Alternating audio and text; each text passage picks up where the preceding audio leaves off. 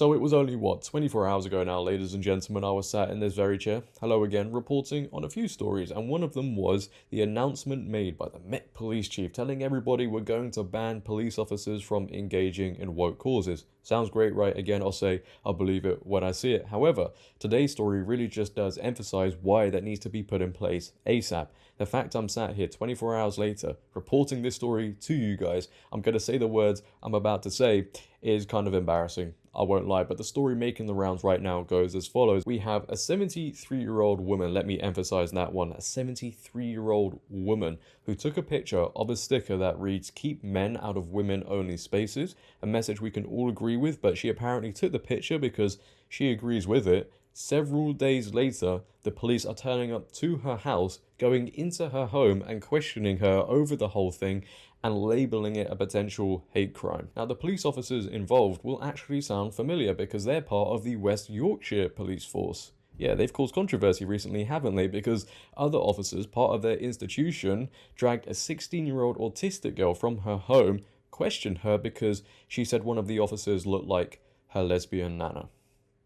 Yeah, that's the state we've now reached in this country. Ladies and gentlemen, clearly something isn't quite right over there, and I think George Orwell's probably shouting at everybody, you weren't supposed to act out 1984, but here we are in 2023, and we're doing a great job, aren't we? But let's get into this article and discuss it a little bit further. The Daily Mail go on to report, police officers quizzed a pensioner in her home on suspicion of a hate crime after she stopped in the street to take a photo of a sticker which said, "Keep males out of women-only spaces." The sticker had been placed onto an LGBT plus pride poster which had the slogan, "Stand by your trans." Officers told the 73-year-old retired social worker that she had been identified from CCTV footage. The woman told the Mail on Sunday she was in a state of shock when officers arrived at her door. The incident happened in Hebden Bridge in West Yorkshire, the setting for BBC crime drama Happy Valley about no-nonsense policewoman Catherine Coward sounds pretty fitting for this story. It comes after fury over police forces failing to send officers to investigate burglaries and other serious crimes. So first things first, I know most of you are probably sat there saying, wait, there are still Pride posters up in September? Yes, we're still celebrating Pride in some areas in this country. We were told it's only a month, but then again, what do we know, right? But this 73-year-old woman, as the article states, was quizzed in her own home for taking a picture of this sticker. Now, I don't know if the police force thought she put the sticker on there, but even if she did, in the unlikely scenario, is putting a sticker on top of something that reads, "Keep men out of women-only spaces," a potential hate crime? Or is taking the picture a potential hate crime? Either way, it's completely backwards. And whilst crime is soaring in this country, everywhere, officers out there would rather deal with a 73-year-old woman taking a picture than tackle the actual crime.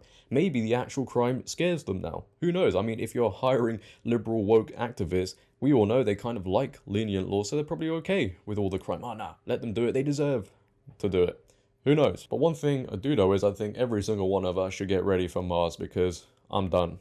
I'm ready. I'll see you there. Last night, the woman said she stopped to take a photo with her phone because she agreed with its message that transgender women who were born male should not be allowed in women-only spaces such as changing rooms. She did not share the image on social media and only took the photo to show her partner when she got home. But several days later, while she was caring for her seriously ill female partner, two uniformed officers from West Yorkshire Police came calling. They gave me a long lecture about the sensitivity of the issue and how something like this could cause harassment and alarm to the community, she said. They were investigating it as a hate crime, which is outrageous. I was in a state of shock. Yeah, so am I reporting this story. The pensioner, who insisted that she didn't put the sticker on the poster, said she believed she was reported to the police by the LGBT plus community group Happy Valley Pride, which had put up the "Stand by your trans" poster on an A board outside the town hall in March. The group knew the woman's identity from when she previously wrote to them with her concerns about transgender women being allowed into single-sex spaces. The woman said she had complained to the West Yorkshire Police about her treatment and asked not to be named over fears of reprisals from online trolls and activists. "I think they wanted to correct my thinking," she added. "They are getting involved in a very divided and toxic debate, but it's not their role to arbitrate political disagreements. I felt as if they were trying to gag a dissenting voice by harassing me in my own home." The police log, which she obtained via a data access request, stated that they had given her words of advice regards the harassment and alarm that this sticker could potentially cause to the community. I mean, she's right about a lot of things there. People are out here trying to correct people's thinking. They don't want you thinking a certain worldview. You don't need me to tell you that, do you? We all experience it every single day, either from the mainstream media establishments or the average person who has been indoctrinated with certain worldviews. They want you to comply in one way, and the best way to do that, or what they think is the best way to do that, is to take away your freedom of speech and freedom of thought. Is it not 1984? I mean, the very notion of public debate, public discourse has gone.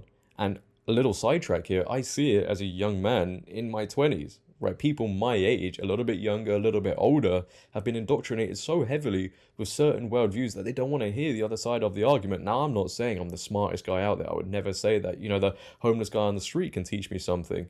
But as a young man, I sit here and I see what direction my generation and younger generations are going in, and it is a scary thing because they aren't thinking for themselves. They're just going along with what they're told, and they're acting in accordance with that ideology or whatever indoctrination they've been part of. And this is for many reasons. We could get into it quite a bit, but there's so many layers to it, we'd be here forever. I mean, it's interesting as well, right? She states that she's reported some of her concerns to the West Yorkshire Police Force, but it doesn't actually state in that article that they took any action, and that wouldn't surprise me because, as we all know, you know, there are different rules for different sets of group of people. If we reported something done by a woke activist, you know, we were being harassed, etc., there'd be radio silence. But if a progressive community reports someone, that's it. The next several days, they're at your house questioning you and giving you advice on such things. How did we reach this state? And, you know, I only made this point yesterday, again, 24 hours ago. Who is hiring these people? How did the standards of the hiring process drop so low? It's in the ground right now. So much so we now have police officers acting in the ways of the vocal minority, acting in the way they want them to act, and turning up to an elderly woman's home and questioning her. That's the point we've reached. We're now questioning 73-year-old elderly women over a potential hate crime. I really do hope the Met Police Chief is sincere with his announcement, because this is really getting out of control and police officers cannot be acting in this way. Man, what can I say? We do have a lot of issues going on right now in this country, don't we? But leave your thoughts down below, ladies and gentlemen, on this story. I'd love to hear them all. If you have enjoyed Police For Me, make sure to leave a like rating. If you're new, hit that subscribe button and turn on bell notifications so you never miss a video. Share this video, get this video out there, raise awareness around this situation. It'd be great. But until next time, it has been your boy JD. Have a great day, stay safe, and I'm out. Peace. Man, it's going to get to the point where I see all of you in a cell next to me, isn't it? That's the point we're reaching. See you there.